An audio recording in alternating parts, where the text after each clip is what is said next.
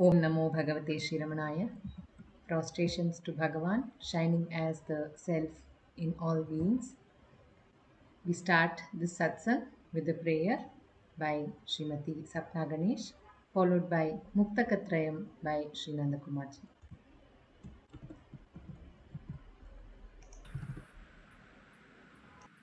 दक्षिणामूर्तिसारम्भां शङ्कराचार्यमध्यमां रमणाचार्यपर्यन्तां वन्दे गुरुपरम्परां वन्दे गुरुपरम्परां वन्दे गुरुपरम्पराम्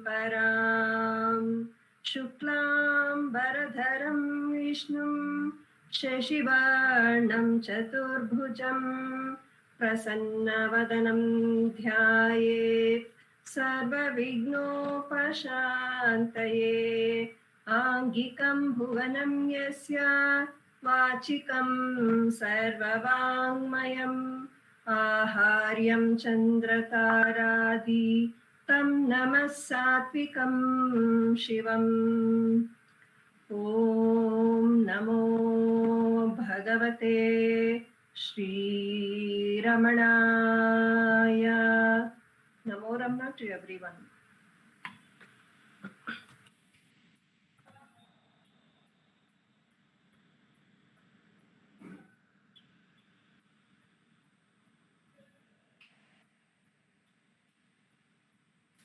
एकं अक्षरं हृदि निरन्तरं भासते स्वयं लिख्यते कथम्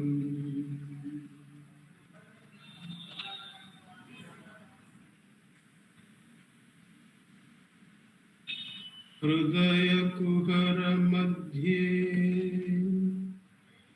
केवलं ब्रह्ममात्रम्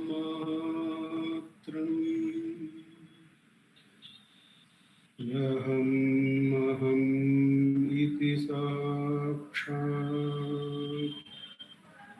आत्मरूपेण भाति. हृदि विषमनसा स्वं चिन्वता मज्जता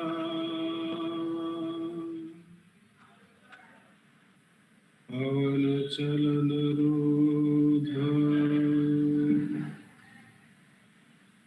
आत्मनिष्ठो भवतु.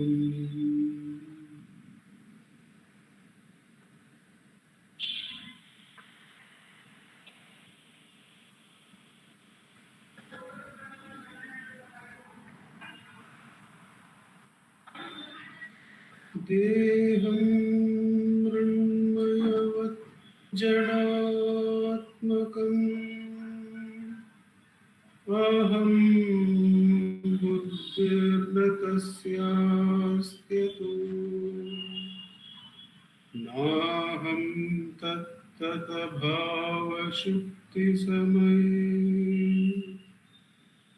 सिद्धात्मसद्भावतः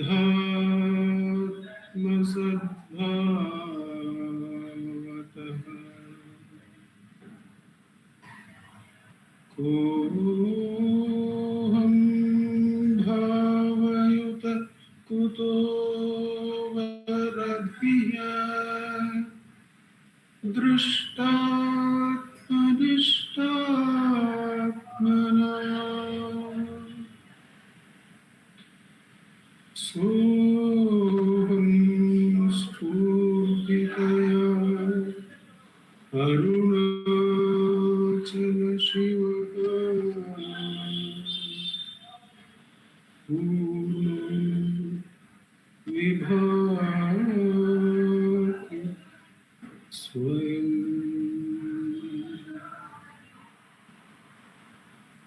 सोऽहं स्तुतितया अरुणाचल शिवः पूर्णो विभाति स्वयं। नमो नमः।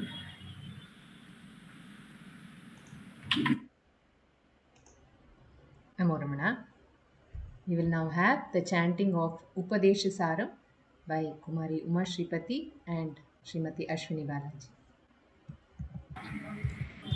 नमो रमण कर्तुराज्ञया प्राप्यते फलम् कर्म किं परं कर्म तज्जडम् कृतिमहो दधौ पतनकारणम् फलमशाश्वतं गतिनिरोधकम् ईश्वरार्पितं नेच्छया कृतं चित्तशोधकं मुक्तिसाधकं कायवाङ्मना कार्यमुत्तमं पूजनं जपश्चिन्तनं क्रमात् जगत ईशधी युक्तसेवनम् अष्टमूर्तिभृदेवपूजनम् उत्तमस्तवादुच्चमन्दत चित्तजं जप ध्यानमुत्तमम् आज्यधारया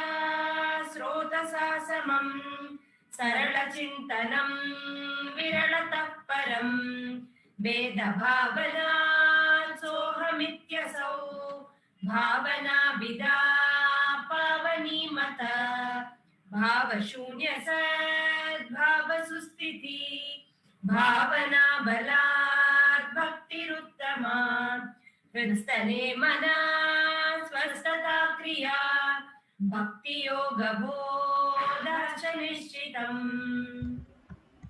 नमो रमण। Namo Ramana.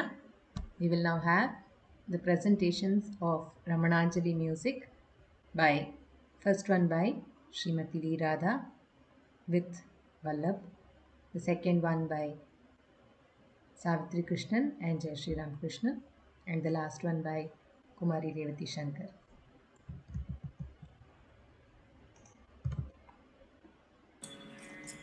Namo Ramana to all. My humble salutations to Srimati Sulochana Natarajan, whose Jayanti was celebrated on the 4th of November. In the remembrance of her, each and every Ramananjali Sangeetam is dedicated to her. It is very much well known, being the leader of Ramananjali. So today, for her dedication, I have taken this song. This is by Shuddhananda Bharti, and the music is by L. Krishnan.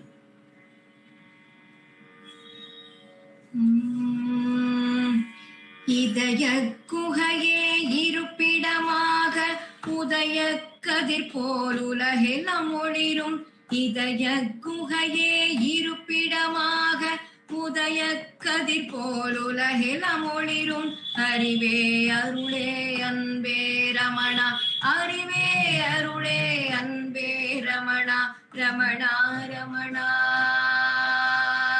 Ramana Ramana Ramana Ramana Ramana Ramana பேச்சிலும் ரமணன் மூச்சிலும் ரமணன் நினைப்பதும் ரமணன் நெஞ்சினில் ரமணன் பேச்சிலும் ரமணன் மூச்சிலும் ரமணன் நினைப்பதும் ரமணன் நெஞ்சினில் ரமணன் மனதிலே ரமணன் அனைத்திலும் ரமணன் மனதிலே ரமணன் அனைத்து ரமணன் அறிவே அருளே அன்பே ரமணா அறிவே அருளே அன்பே ரமணா ரமணா ரமணா ரமணா ரமணா ரமணா ரமணா ரமணா ரமணா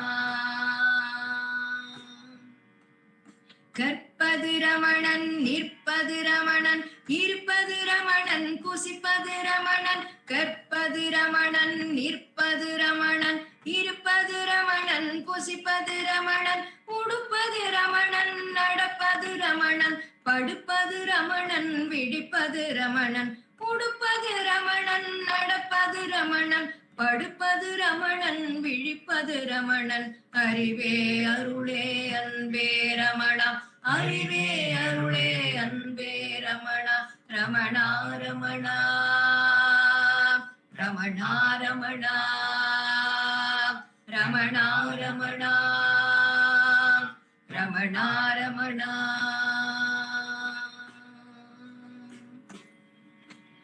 மந்திரம் அணி மருந்தெந்திரம் அவனே சிந்தையும் அவனே செய்கையும் அவனே மந்திரம் அணி மருந்தெந்திரம் அவனே சிந்தையும் அவனே செய்கையும் அவனே அவனவளது நீ நான் என உலவும் அவனியும் அவனே ஆருயிர் சிவனே அவனவளது நீ நான் என உலவும் அவனியும் அவனே ஆருயிர் சிவனே அறிவே அருளே அன்பே ரமணா அறிவே அருளே அன்பே ரமணா ரமணா ரமணா ரமணா ரமணா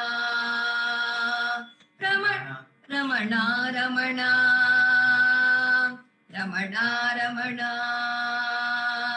ரமணா ரமணா ரமணா ரமணா ரமணா ரமணா ரமணா ரமணா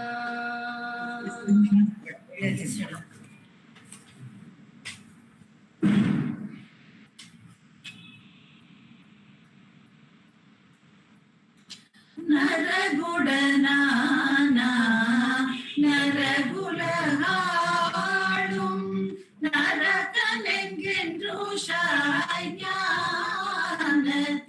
ஞானதிகிரியார் நரகனை கொன்றவன் நாரணன் நன்றே நரக சதுர்தசி நற்றினமாமே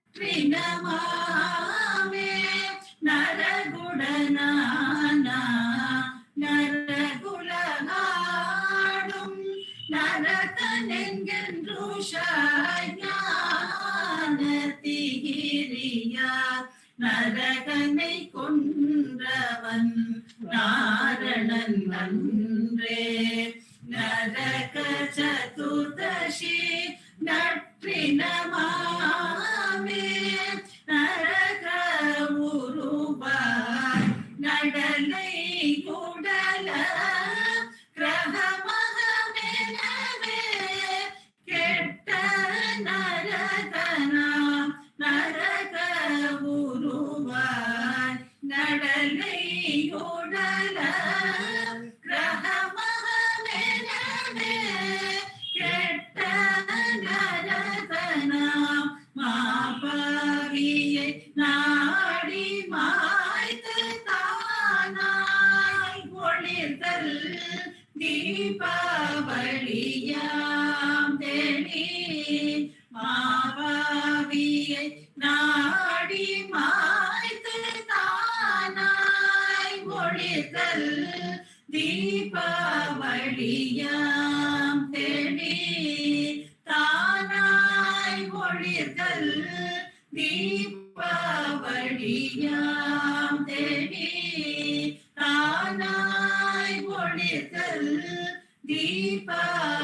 தீபாவளியாம் தேடி. That was a song on Deepavali composed by Bhagavan Ramana. Om Namo Bhagavate Shri Ramana.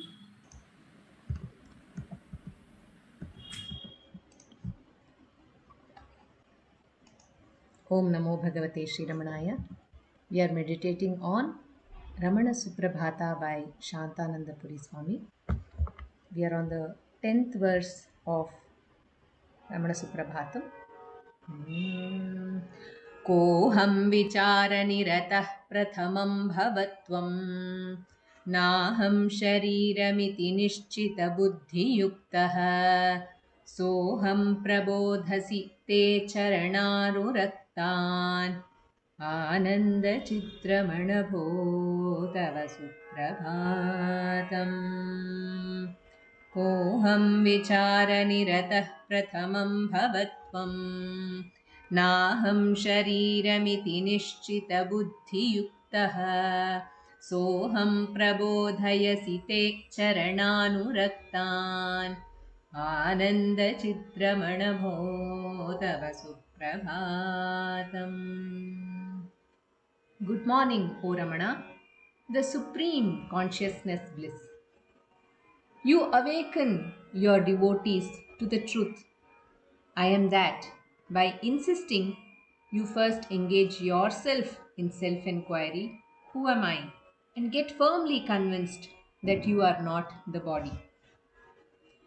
If you ask what is the teaching of Bhagavan Sri Ramana Maharshi, in 2 words we can say that it is to know yourself. Bhagavan says, know yourself. How do we know ourselves? By inquiring into the nature of the self. Whenever a thought arises, question to whom is this thought? And when you question so, you get an answer saying, this thought is for me. Again, ask the question, who am I? This question takes us within and helps us to know ourselves. Bhagavan reveals us the truth that we are not the body. We are beyond the body, mind. We are the unlimited self which is shining always within our heart as I.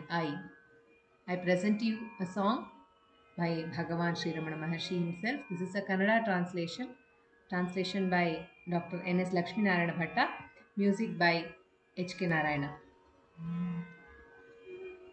ಆತ್ಮಜ್ಞಾನ ಎನಿತೋ ಸುಲಭ ಏನು ಸರಳವೋ ಶ್ರದ್ಧೆಯಿಂದ ತಿಳಿಯ ಬರುವ ಜನರೇ ವಿರಳವೋ ಆತ್ಮಜ್ಞಾನ ಎನಿತೋ ಸುಲಭ ಏನು ಸರಳವೋ ಶ್ರದ್ಧೆಯಿಂದ ತಿಳಿಯ ಬರುವ ಜನರೇ ವಿರಳವೋ ಆತ್ಮಜ್ಞಾನ ಎನಿತೋ ಸುಲಭ ಏನು ಸರಳವೋ ಆತ್ಮವು ಅತಿ ದುರ್ಬಲನಿಗೂ ಸತ್ಯವಾದುದೋ ನೋಡೆ ಕೈಯಲ್ಲಿಯ ನೆಲ್ಲಿಕಾಯ ಮಿಥ್ಯವಾದುದೋ ಆತ್ಮವು ಅತಿ ದುರ್ಬಲನಿಗೂ ಸತ್ಯವಾದುದೋ ನೋಡೆ ಕೈಯಲ್ಲಿಯ ನೆಲ್ಲಿಕಾಯ ಮಿಥ್ಯವಾದುದೋ ಆತ್ಮಜ್ಞಾನ ಎನಿತೋ ಸುಲಭ ಏನು ಸರಳವೋ ಶ್ರದ್ಧೆಯಿಂದ ತಿಳಿಯ ಬರುವ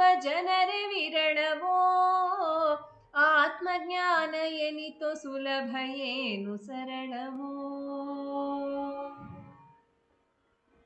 ಆತ್ಮ ಒಂದೇ ಶಕ್ತ ಅದೇ ಸತ್ಯ ನೂತನ ಈ ದೇಹ ಲೋಕ ಅದರಿಂದಲೇ ಬಂದ ವಿಭ್ರಮ ಆತ್ಮ ಒಂದೇ ಶಕ್ತ ಅದೇ ಸತ್ಯ ನೂತನ ಈ ದೇಹ ಲೋಕ ಅದರಿಂದಲೇ ಬಂದ ವಿಭ್ರಮ ಭ್ರಮೆಯ ತೆರೆಯು ಕಳಚಿ ಎಲ್ಲ ಕರಗಿದ ಘಳಿಗೆ ಭ್ರಮೆಯ ತೆರೆಯು ಕಳಚಿ ಎಲ್ಲ ಕರಗಿದ ಘಳಿಗೆ ಆತ್ಮ ಸೂರ್ಯ ಬೆಳಗುವನೋ ಹೃದಯದ ಒಳಗೆ ಆತ್ಮ ಸೂರ್ಯ ಬೆಳಗುವನೋ ಹೃದಯದ ಒಳಗೆ ಆತ್ಮಜ್ಞಾನ ಎನಿತೋ ಸುಲಭ ಏನು ಸರಳವೋ ಶ್ರದ್ಧೆಯಿಂದ ತಿಳಿಯ ಬರುವ ಜನರೇ ವಿರಳವೋ ಆತ್ಮಜ್ಞಾನ ಎನಿತೋ ಸುಲಭ ಏನು ಸರಳವೋ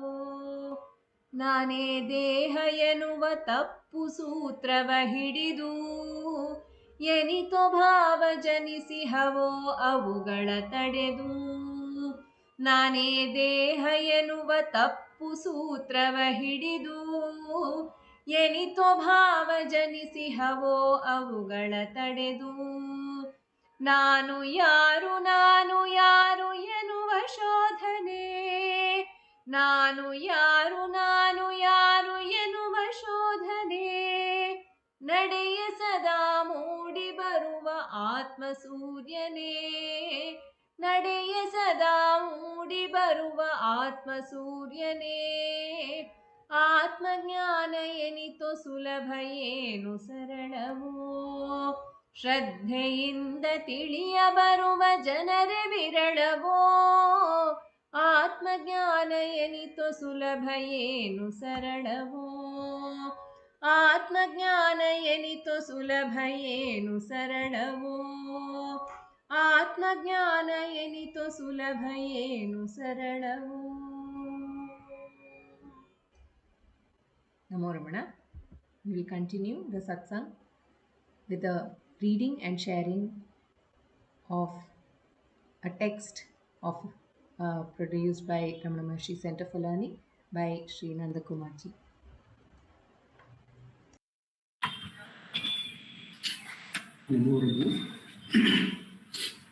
In this the book reading segment of our satsang, we continue our readings from forever is in the now. The timeless message of Sri Ramana Maharshi, edited and compiled by our founder president Sri A.R. Natarajanji. We are going to embark on the reading of a few articles by our founder president himself. Ramana Way, Reflections 1. Sri A.R. Natarajanji. Bhagavan Sri Ramana Maharshi taught and transformed mostly through his potent silence. But then it was not possible for all to sit at his feet when he was in the body, nor can everyone invoke his presence now. The written word is therefore necessary if his message is to be available always as a constant guide. Fortunately, Ramana's sacred words have been fully preserved. This is miraculous if one considers the fact that his spiritual ministration was spread over 50 years. His first advice was in 1898 in reply to his mother's emotional appeal to him to return home. This was written, the first Upadeshan, was written on a stray slip of paper, but it is still available. Then we have his counsel to Gambiram Seshayar and Sivaprakasham Pillai, contained in Self-Inquiry and Who Am I, respectively. This was in 1901 and 1902.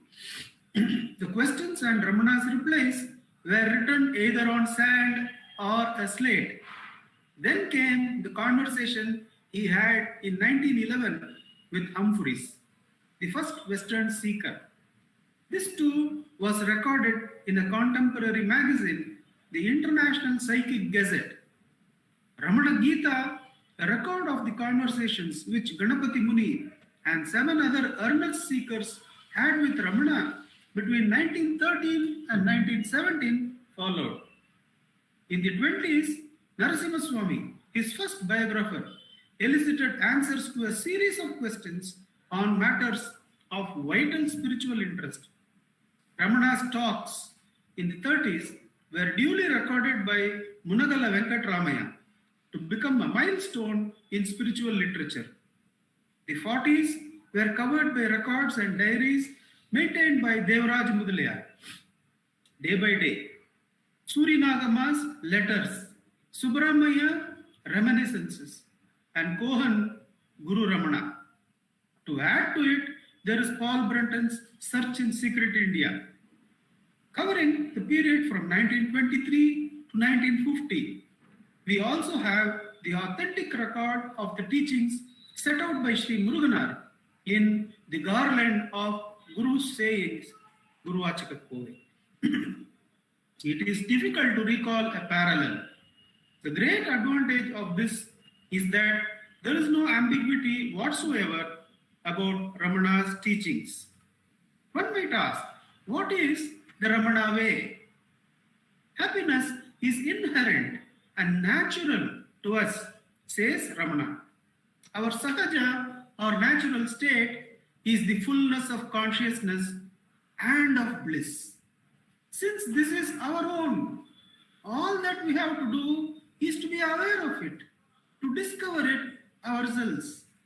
Therefore, the paramount duty of those whose sights are set on the highest is to inquire, to search, to quest, to know the state of inherent happiness within and abide in it. For this, one should have the firm conviction that what matters is self-knowledge. Ramana asks of what use it is to know anything else while being ignorant about one's true nature. Granted this desire to know the truth about oneself, the first step would be to ascertain and remove the obstructions to being self-aware. The obstruction is the ceaseless movement of thought, the endless flitting from one thought to another according to the momentum of desires. How can quiescence be achieved? Ramana points out that there are two ways. One is the time-honored way of using breath regulation for controlling the mind. Then, like a bird in a net or a tethered animal, the mind would be kept quiet forcibly. But this method produces only manolaya or a temporary lulling of the mind. The turbulence of the mind is only held in leash, and thoughts would gush forth once control is slackened or given up. Other methods like chanting and repeating of the sacred syllables purify the mind and make it possible to turn inward. These practices are valuable, but are only temporary aids to quieten the mind. According to Ramana, the real solution lies elsewhere, in understanding the nature of the mind. In Ramana's straight path, one must question persistently, with keen intellect, what the mind is. Such questioning would reveal that what we call the mind is only a bundle of thoughts. These thoughts are disparate and have no life unless linked to the individual, the I thought. This is a nice way of putting the nature of the mind. I'll read that sentence again. These thoughts are disparate but have no life unless linked to the individual, the I thought. The I thought is seen to be the core of the mind, for all the thoughts are my thoughts. They are dependent on the integral I thought. Other thoughts become alive only when associated with it. It can therefore be said that the I thought is the mind. The mind, the I thought, the ego are all interchangeable expressions. Inquiring deeply, one finds that the mind is only a phenomenon of the waking state. In dream, the identity may be different. The king may dream that he is a beggar, and so on. Thoughts are absent in sleep. In this sense, the mind has birth each day on waking and a daily death when sleep overtakes. Logically, one must find out where from it originates and subsides. The search for the source of the mind must necessarily follow. What is the source of the mind?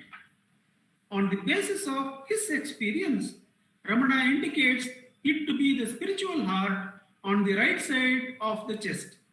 He explains that it is different from the physiological heart on the left and states categorically that it is consciousness in all its fullness. The heart and the mind are linked with each other in the same way as the sun and the moon. Just as the moon reflects only the sun's light, the mind reflects only the consciousness of the heart. Just as the moon reflects only the sun's light, the mind reflects only the consciousness of the heart. The spurana or incessant flash of the heart is continuous and without a break. The spurana or the incessant flash of the heart is continuous and without a break. This is in contrast to the consciousness of mind functioning only during the waking state. Therefore, the true import of individuality or the I can only be the heart. One becomes aware of this by inquiring into the source of the mind and merging the mind in the source. Borrowing a picturesque expression, then we would be bidding goodbye to I and saying hello to I. Limited existence would give place to fullness of existence. This state is described as waking sleep, for the characteristics of both, meaning waking and sleep, would be present. The repose of sleep and consciousness of waking. Then a vibrant silence reigns. I'll read that portion again. Borrowing a picturesque expression, then we would be bidding goodbye. When the mind is merged into the source, we would be bidding goodbye to I and saying hello to I. Limited existence would give place to fullness of existence. This state is described as waking sleep, for the characteristics of both would be present. The repose of sleep and the consciousness of waking. Then a vibrant silence reigns. By what effort can one achieve the conscious merging of the I, that means the mind, in the heart? For this, Ramana recommends self-enquiry as the infallible means. As the term itself suggests, the focus of attention is on the self or the I. It may be again noted that the approach is different from general philosophic thought which concerns itself with God, Brahman, Atman. Ramana shifts attention to the familiar, to the individual, to the I, to the center of one's world. Know the I, then everything will be known, he would say. The tools for conducting self-enquiry are the questions, who am I and whence am I? They are said to be the invincible weapons of the Ramana path. It must, however, be made clear that these are not really questions, though they are couched in that form. No answer is to be sought because any answer would be within the framework of the mind again. The purpose of the question is to create an attitude of doubt, to kindle the spirit of inquiry as to our true identity. The purpose of the question, who am I or whence am I, is to create an attitude of doubt, to kindle the spirit of inquiry as to our true identity. One should inquire to find out what is the true dimension of the I. Are we only that which we habitually think we are? Are we the body, the name and form with which we identify ourselves? In this search, the two questions, who am I and whence am I, help in pinpointing the attention on the I most effectively. Why? For the mind is then held by the scruff before conceptualization, before association with a variety of thoughts. Before the mind can go into conceptualization or run away with a variety of thoughts, it is held by the scruff of the neck, says Sri R. Natarajanji. Like many animals, when we carry them, for them to be carried without them dropping off, one would hold them by the scruff of the neck. When who am I or whence am I is held, the mind is held by its scruff of the neck and taken to the source. Why? For the mind is then held by the scruff before conceptualization, before association with a variety of thoughts. When the externalization is thus prevented, the mind turns inward and becomes quiet. But this quietness is not to be mistaken for the silence of the self, for it is also for me. I am quiet. So the questioning has to continue. For whom is this quietness? For me. Who am I? As the mind turns inward to its source, it is pulled within by the magnetism of the heart. As the mind turns inward towards its source, it is pulled within by the magnetism of the heart. The mind is then anchored in the source and only the bliss of the fullness remains. The question would arise as to how one would be able to act thereafter. To the extent necessary for the action in a given situation, thoughts would arise and they would subside after the action is over without leaving any residual memory. Action would be perfect because the mind would be freed of all attachments and action performed without preference or prejudice. Then there would be no difference between meditation and action. No conflict between work and wisdom. The meditative mood would be a constant undercurrent. Life would be unhurried and recollected as one's attention would always be fixed on the heart. This is one of the favorite statements of Sir as a support for sadhana. That sadhana, when one is in sadhana avastha, one should live life unhurriedly and recollectedly. Unhurriedly perform the tasks and always recollectedly do them. The emphasis throughout in Ramana's method is on practice and experience. Ramana points out that even the critical study of hundreds of scriptures can only provide vicarious knowledge. Vicarious knowledge means somebody else's knowledge, somebody else's experience. We just read. There is no substitute for one's own direct experience. It is only then that all doubts cease. In Ramana's works, the emphasis on experience is a common thread. Somehow, one must reach the heart and experience the state which is naturally one's own. Even during the practice, the results of self-inquiry would be evident in the peace of mind and the power to deal with troubles, in power all around, but always unconscious power. As one advances in the path, one would begin to enjoy deeper beatitude, whether he is active or in solitude. The jungle hermitage or the London flat would make no difference, for one's attitude to people, things, and events would have changed. The mental equipoise would remain unruffled under all circumstances. That is the first article. We go on reading with this essence of Bhagavan's teachings captured so beautifully by Sri A.R. Natarajanji in the Ramana Way Reflections 2 by Sri A.R. Natarajanji. The sacred words of Ramana are timeless because they are based on his direct experience of steady self-abidance. The hallmark of Ramana was his accessibility. His doors were always open, be it the old hall or the new hall or the nirvana room. The only thing he would insist upon was that none should be denied the opportunity of meeting him. As a result, there was a free flow of visitors, devotees, and serious seekers of truth. Their backgrounds, their earnestness, and spiritual evolution were different. Consequently, we have a wide variety of questions, a wide gamut of spiritual doubts, which Ramana has handled with authority and simple directness.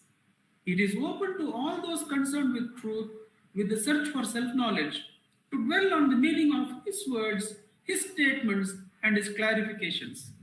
They are like an open book from which one can derive strength and inspiration. There is no need for any special scriptural knowledge for understanding his teachings.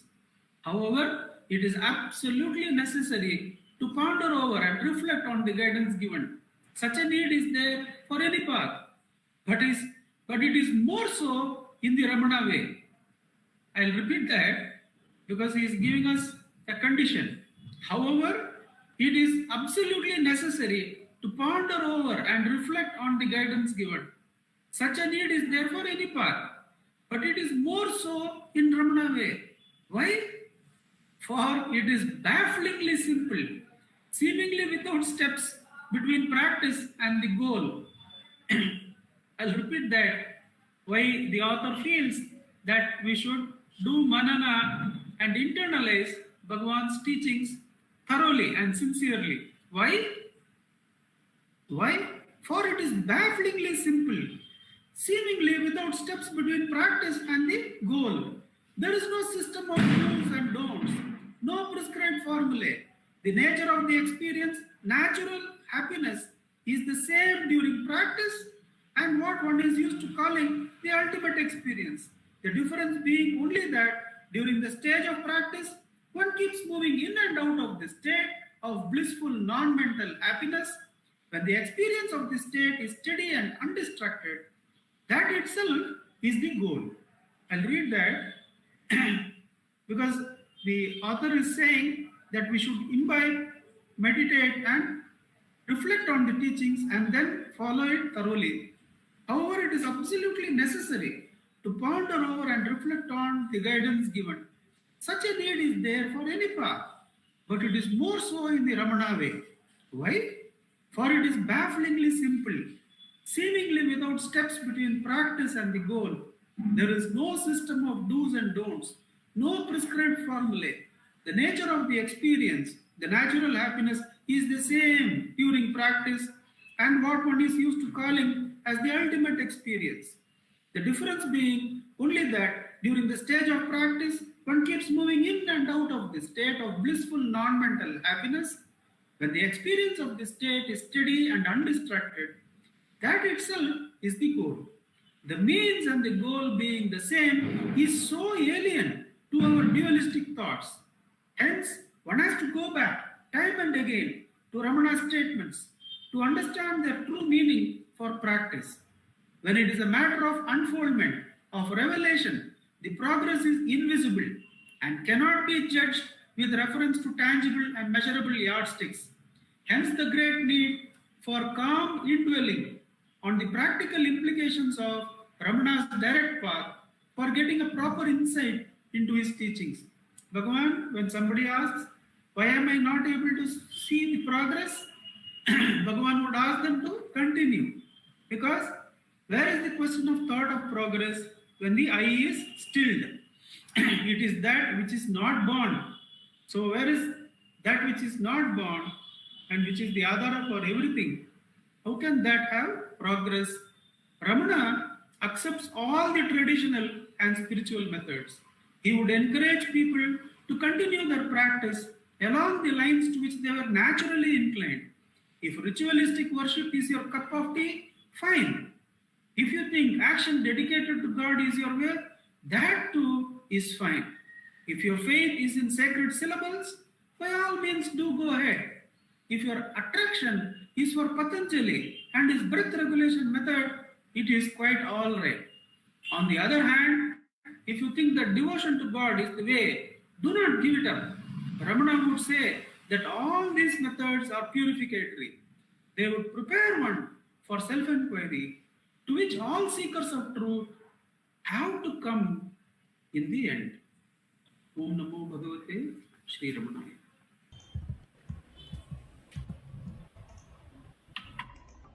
Namo Ramana. We'll now have the practice of self-inquiry, which will be conducted by Sri Dilip Simha.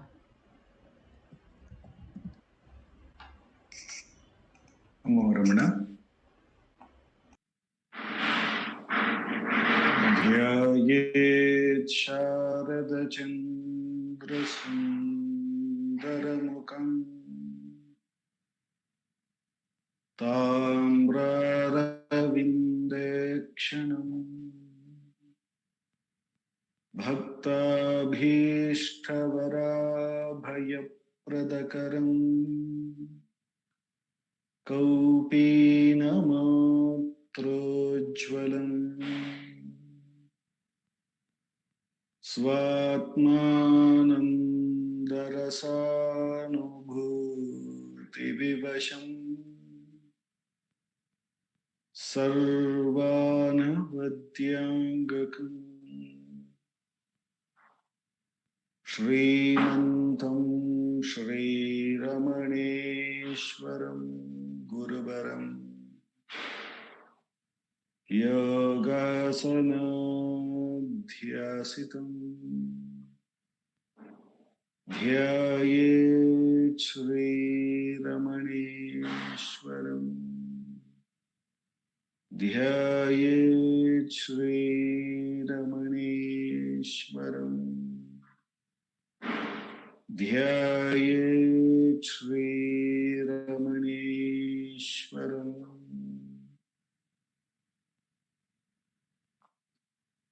हृदयकुहरमध्ये केवलं ब्रह्ममात्रम् यहमहमिति साक्षातात्मरूपेण भाति हृदि विषमनसा स्वं चिन्वतामज्जताव पवनचलनरोधा आत्मनिष्ठो भवत्वम्. We will commence the Atma Vichara by listening to Bhagavan's Upadesham. I'll be reading from the book Guru Vachaka Kovai, topic from the chapter Meditation on the Truth. The topic is Gradations of Sadhana, verse 755. If rather than wasting his days, the jiva takes up the practice of vichara with firm resolve, his life will come to possess great excellence. The idea, I am this wretched body, will cease, and the sea of surpassing supreme bliss will surge abundantly within him. I repeat the verse. If rather than wasting his days, the jiva takes up the practice of vichara with firm resolve, his life will come to possess great excellence. The idea, I am this wretched body, will cease, and the sea of surpassing supreme bliss will surge abundantly within him. Bhagavan here is bringing our attention to that natural self which is ever present.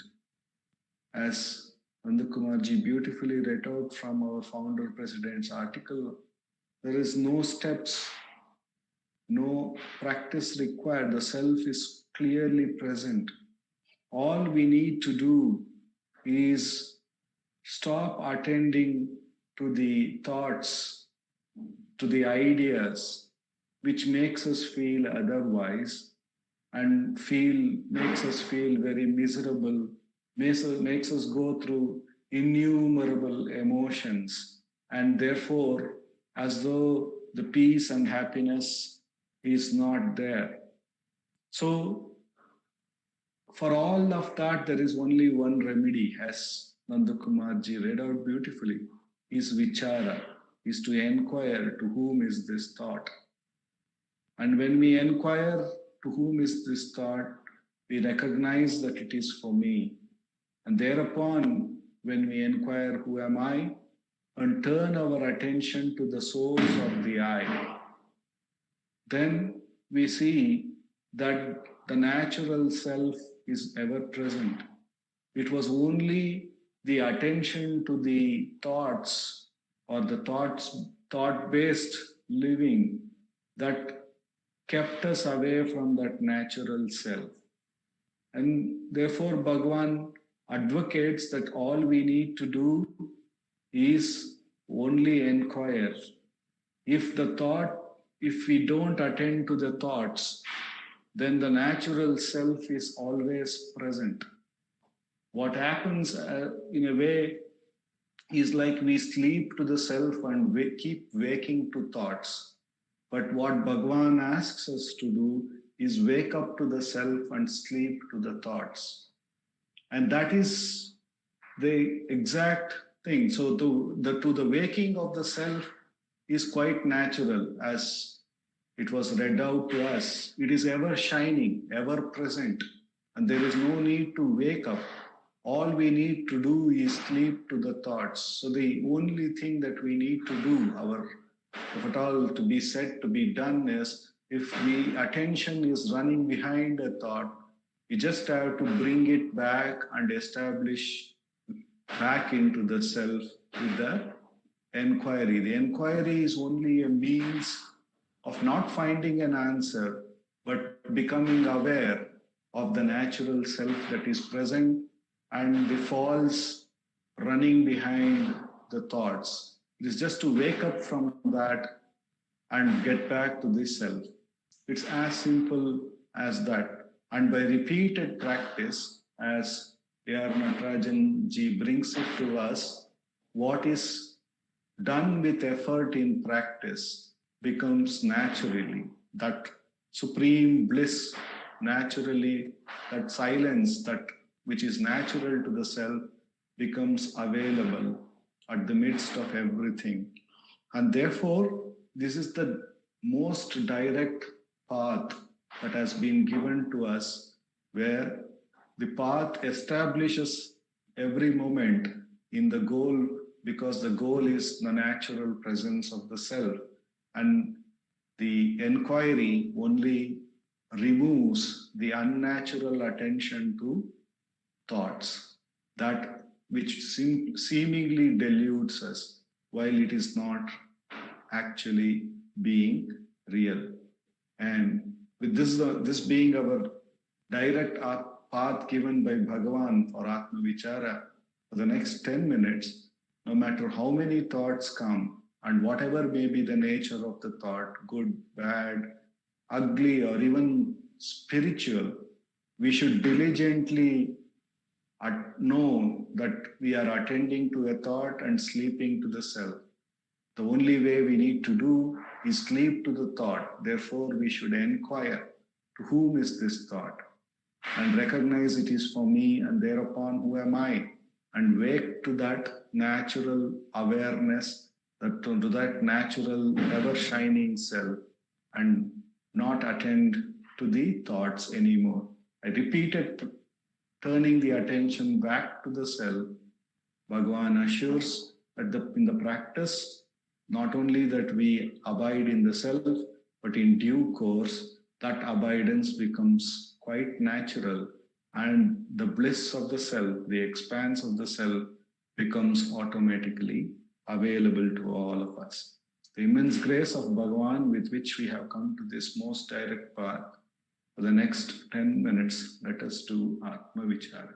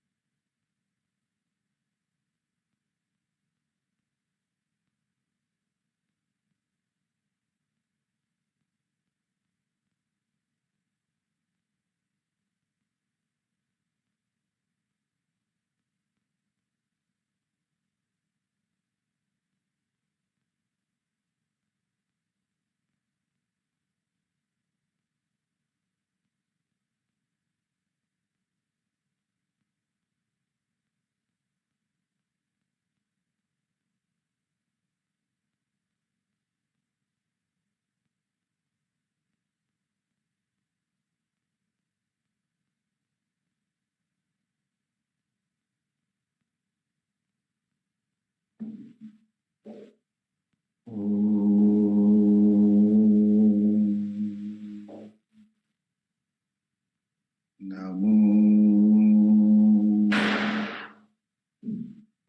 Bhagavate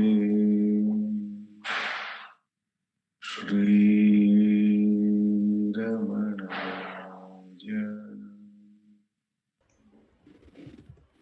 Namo Ramana. Thank you.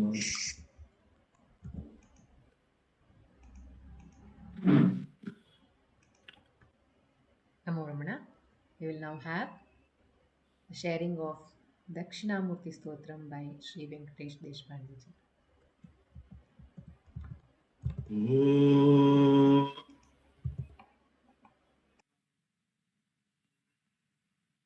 Sahana Bhavatu Sahanau Bhunaktu Sahaviram Karvavahai Tejasvinavadhitamastu Ma Vidvishavahai.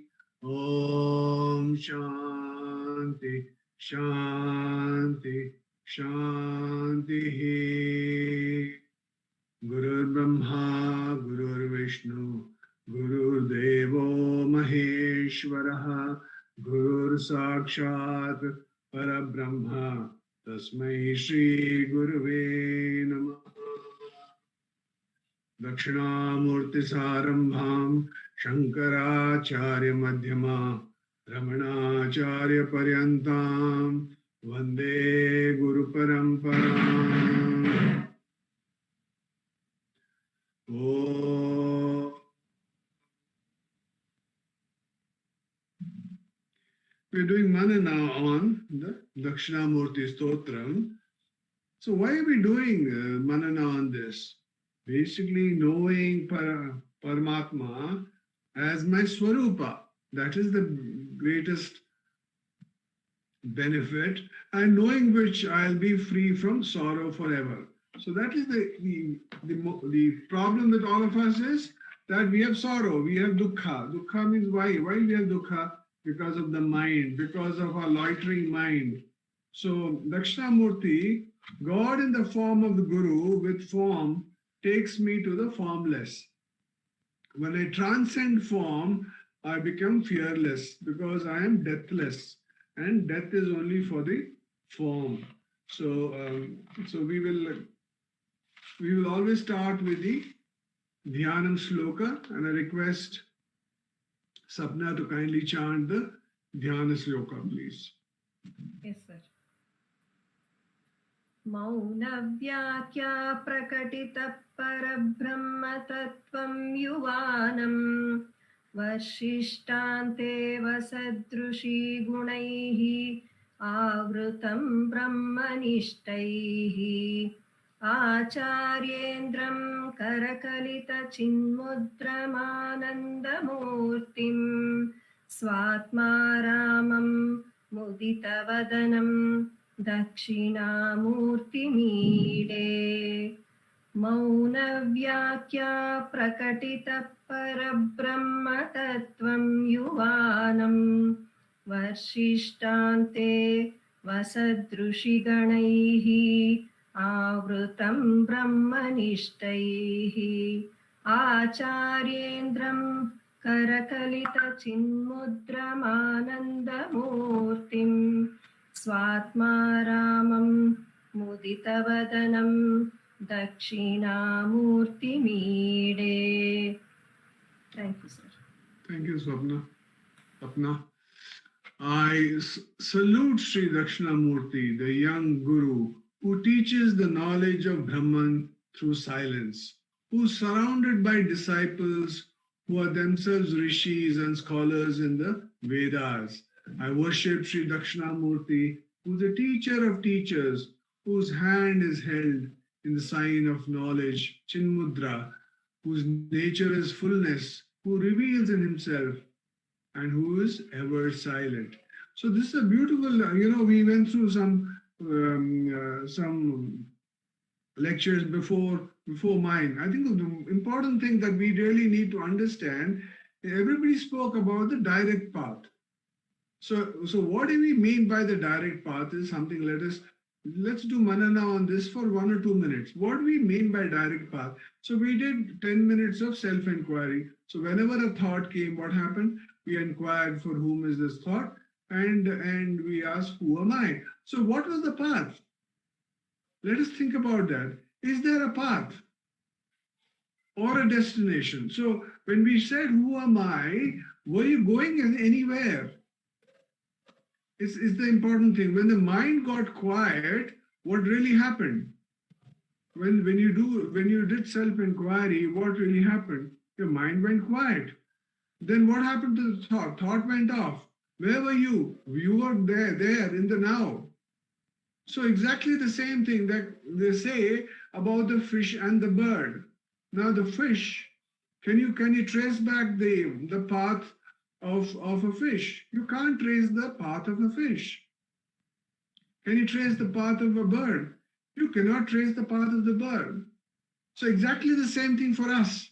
Now, important thing that we need to understand is once you are in the now, every point in the path is also a destination.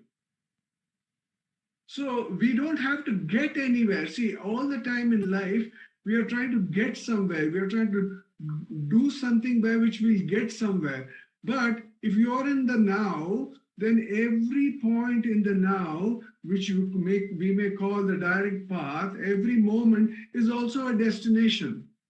Like when you take a step forward, what happens? It is the path as well. When you put the foot down, it is the destination also. So once we understand that every moment of our lives is the path which is not visible, like we see the path of the fish and the bird, then what happens? We realize that every moment in our life is also the path and also the destination. So Bhagavan says, that's what he says, that actually there's no difference between yourself and the self. Both are the same thing. There's no separateness between these two. This is something we need to understand that. If you understand that, we are always being in the now. When we are in the now, where to go? If you say direct path, oh, there's a path, means there is a road, there is some place I need to go from here to there, but nowhere to go. When you went inside, was there something you had to go somewhere? You were in just silence. So that's very important. You are always in God, actually. It's whenever we forget that we are when we forget we are in God, that's when all these world and all these things come up. If you really are in quietness, if you are always in the now, the path, what we talk about, the direct path, the path and the destination is the same. So that is the importance of the Dakshinamurti Stotram. Dakshinamurti Stotram is what?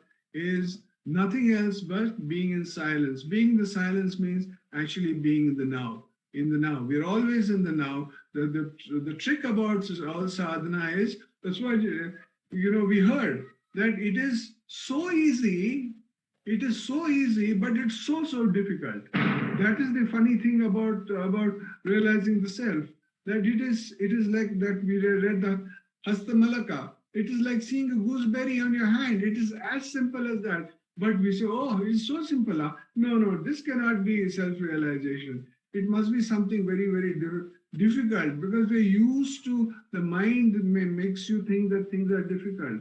But we have to understand this particular point very, very clearly from the point that we say direct path, that the direct path is here and now. So now we continue to do manana on the, last time we started with letters from Ramanashramam. We continue to do manana on that, and subsequently we'll do manana on talks with Sri Ramana Maharshi. So the attitude of silence is the letter number 136. I went to Bhagavan's Sannidhi presence at 3 o'clock this afternoon and joined the group of people around him in their discussions. Bhagavan casually remarked that Adi Shankara wrote Dakshinamurti Stotram in 3 parts and said Sri Shankara felt like singing in praise of Sri Dakshinamurti, but then Dakshinamurti being the embodiment of silence, the problem was how to describe silence. Now, we went through 20 minutes, or sorry, 10 minutes of silence. Can you describe silence? If if you are told to describe silence, it's impossible to do it. You can only be in silence. So that's what it says, that embodiment, the problem was how to describe silence. We therefore analyze the three attributes of silence, namely Srishti, creation, Sthiti, preservation, and Laya, dissolution, and the, sorry, I'll just put this question on mute. Okay, put on mute. Sorry about that. I think the child also was he loved the silence. So he therefore analyzed the three attributes of silence, namely Sthiti, Srishti, which is creation, Sthiti, which is preservation, and Laya, dissolution. And thus offered his salutations to Dakshinamurti. Dakshinamurti is the embodiment of these three attributes, which do not have any discernible characteristics or distinguishing marks. How else can silence be eulogized? Taking up the thread of the conversation, a devotee said, Dandapani Swami told us several years back that on a Mahashivratri day, devotees gathered around Bhagwan saying, Bhagwan must explain to us today the meaning of Dakshinamurti Ashtakam, the 8 shlokas in praise of Dakshinamurti. Bhagwan, however, sat in silence, smiling. After waiting for some time, the devotees went away, feeling that by his continued silence, Bhagwan had taught them that silence alone was the true meaning of these shlokas. Is that a fact? Bhagwan, with a smile, yes, that is true. With some surprise, so that means Bhagwan gave a silent commentary. Bhagwan says, yes, it was a silent commentary. Another devotee says, Mauna means abiding in the self, isn't it? Bhagwan says, yes, that is so. Without abiding in the self, how could it be Mauna, silence? Devotee, that is just what I was asking. Would it be Mauna if one were to completely refrain from speech without at the same time having an awareness of the self and abiding therein? Bhagavan says, how could real Mauna be achieved? Some people say that they are observing Mauna by keeping their mouth shut, but at the same time they go on writing something or other on bits of paper or on a slate. Is that not another form of activity of the mind? So Bhagavan says very important. When we say keep quiet, when you tell a child keep quiet, what happens? It'll keep your mouth shut. It'll put your hands on your lips, keep your mouth shut. But the mind is running, continuously running. So Bhagavan says that is when you have to, it must be a total shutdown. There should be no activity happening. Another devotee said, is there then no benefit at all in refraining from speech? Bhagavan says, a person may refrain from speech in order to avoid the obstacles of the outer world, but he should not consider that to be an end in itself. True silence is really endless speech. There is no such thing as attaining it because it is always present. All you have to do is to remove the worldly cobwebs that enshroud it. There is no question of attaining it. So there's nothing attaining. That's why he said there's a direct path. There is no destination.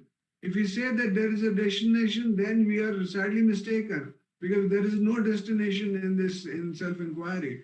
It just be. You have to just be. Finally, you have to be in the silence. So we have to understand this very, very clearly in our minds. That's why when we ask, who am I, we are not expecting an answer. Because there's no fellow who's sitting inside and saying, oh, yes, Venkatesh, You're asking, who am I? Don't worry, you're coming closer now to destination, coming closer. It's like the milestones from driving from here to Mysore.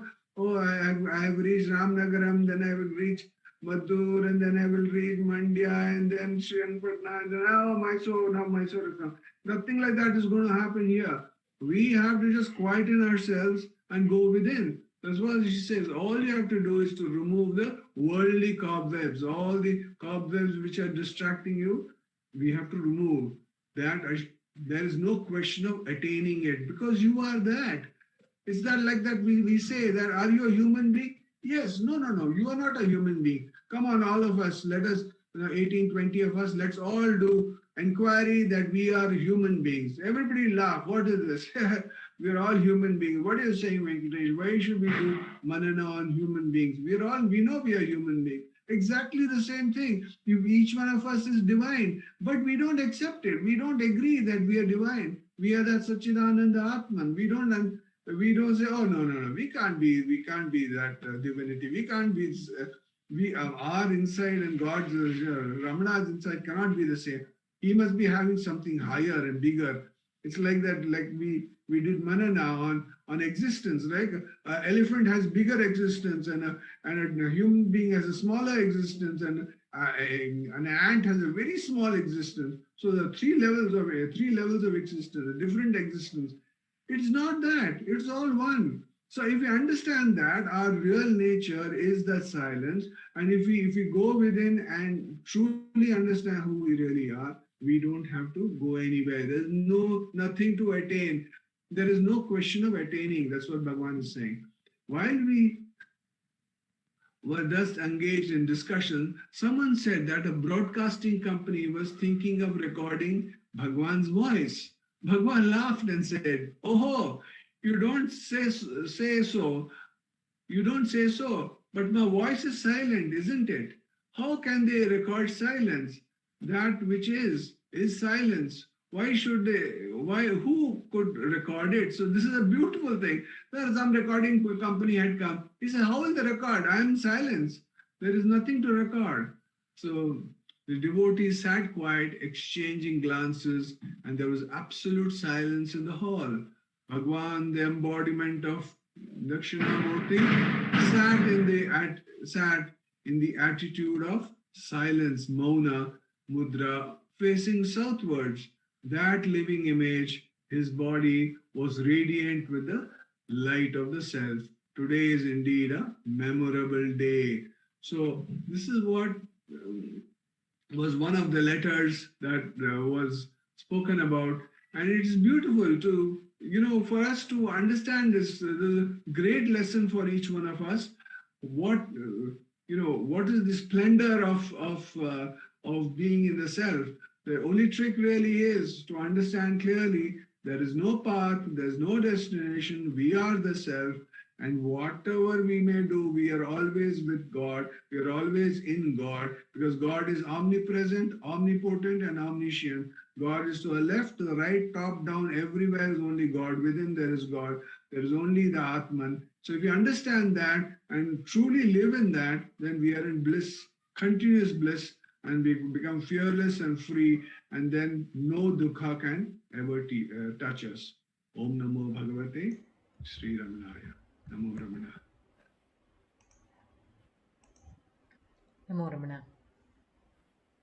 We will now have the sharing of Devi Kalotra Jnana Vicharapadalam by Dr. Kalarani Rangaswamy.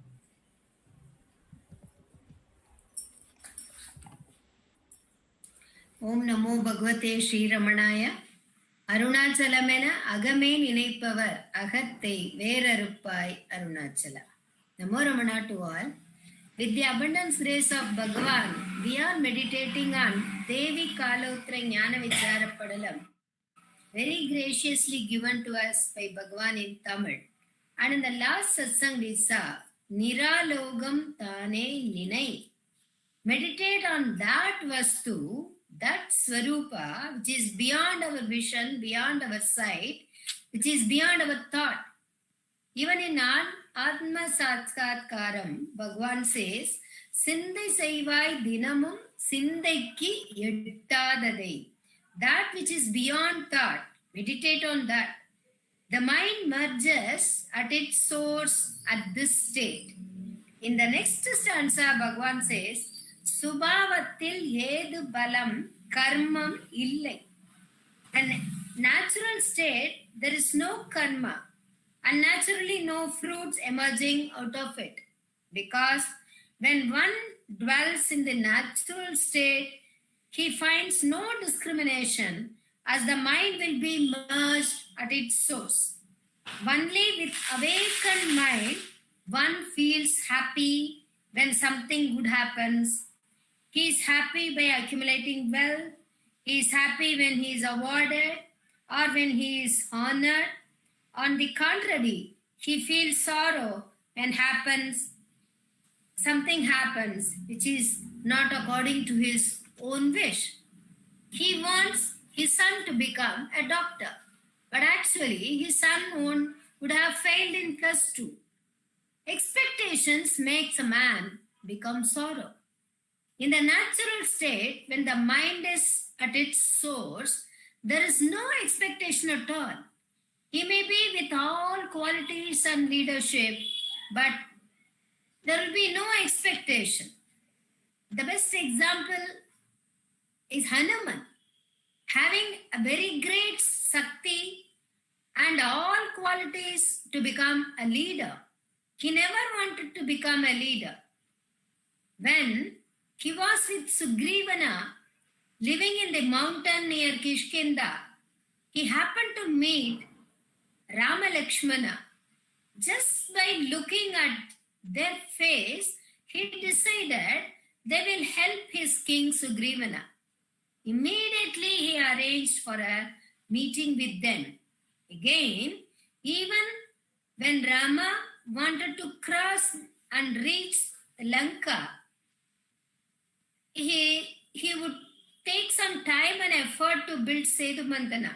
But Hanuman crossed it by flying. It's a quantum leap, as Sharada used to say. Over the ocean, just like that, he crossed it. How can a person with such great virtue be so submissive? That is because of total surrender to Rama. In that state, though he did all karma, he was nikarmana. He didn't do anything. Bhagwan used to perform his routine day-to-day work, but abide in the self always.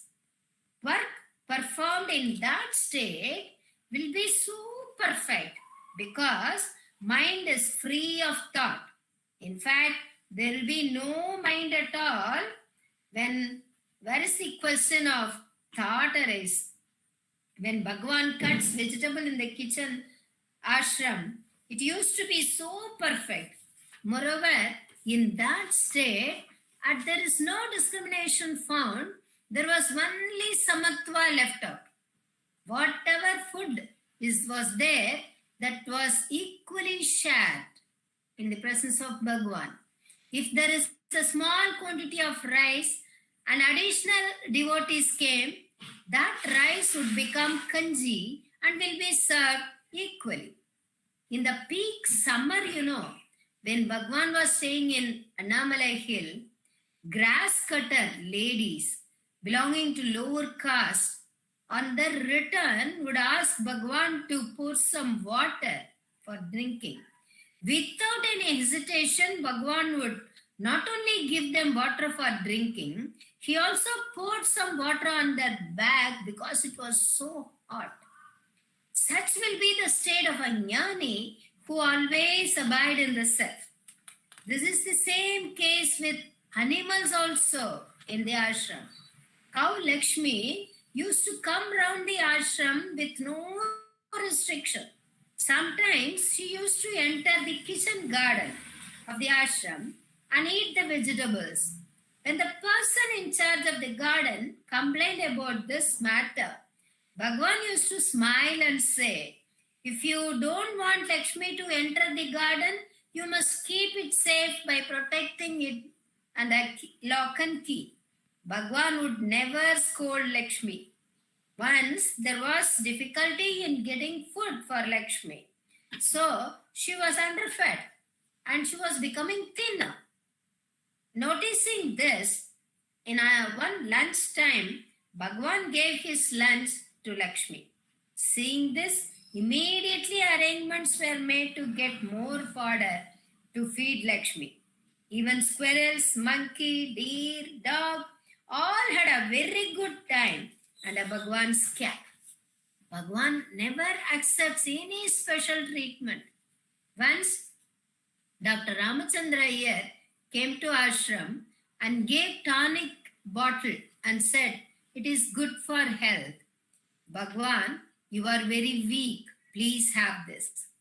Bhagwan said, "If that is good for me, it is good for all, isn't it? Is it possible for you to provide for all of us?" All assembled there said, "Bhagwan, we don't need it. You please have it." But that was shared equally, and Bhagwan accepted only one share out of that. This because Jnani have no concern over their body, because there is no body conscious at all.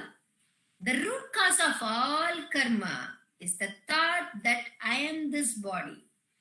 That is why in this stanza Bhagwan says, for a person who abide in the self, have no karma and naturally there is no pala and no fruit. Subhavatil yedu palam karmam il. Because when there is no doership again, there is absolutely no need to experience the fruit out of that karma. Naturally, there arise no need to experience any sugha or dukkha. There will always be happiness. Only Ananda will be prevailing in that state. Om Namo Bhagavate Sri Ramanaya.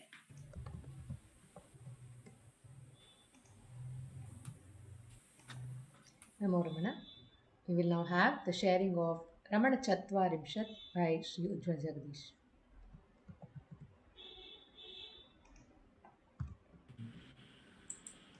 Namo Ramana.